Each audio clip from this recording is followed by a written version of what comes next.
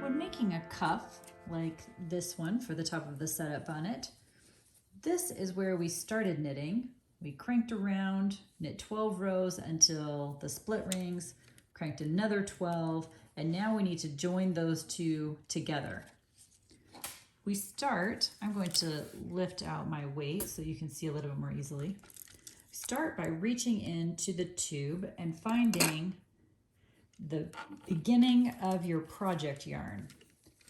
So my project yarn is yellow, and we're looking for the first stitch beside the tail yarn. So the very first stitch that was knit. You can see it's right here.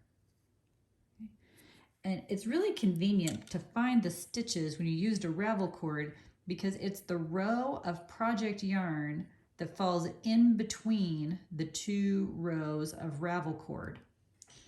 You're going to pick up the stitch. The very first stitch is the one that goes to the right of the main mark, and we're going to slip it over. I'm going to change angles to show you that. Again, here is my tail yarn. Here is my first stitch made with my project yarn. So I'm going to hang that on the needle to the right of the main mark. So now I have 2 stitches on that mark. A tip is to hold the fabric near the needles because if you pull too much on those bars, it can actually make the next one disappear. Now I pick up the next one to the right and hang it over the next needle.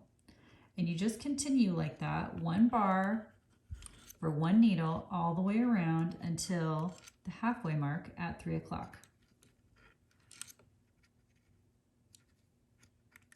I've hung all the bars in between 9 o'clock and 3 o'clock, and you can see that I've done it right because you can see the nice row of blue scrap yarn and then the green ravel cords. It's all very even.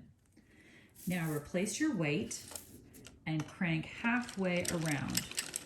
You want to be a little bit careful. Right there you can hear is where it started knitting both the stitches. No problem to go slowly. Stop when the main mark is at 3 o'clock. Remove your weight, and then you're going to continue hanging the bars around the bottom half of the cylinder until you get back to the main mark. Finished hanging all of the bars, so I'm going to replace the weight. Continue to crank slowly to the first row until all of the hung bars have knit successfully. And then you're ready to go. You're going to crank 30 rows and stop with the main mark at 9 o'clock.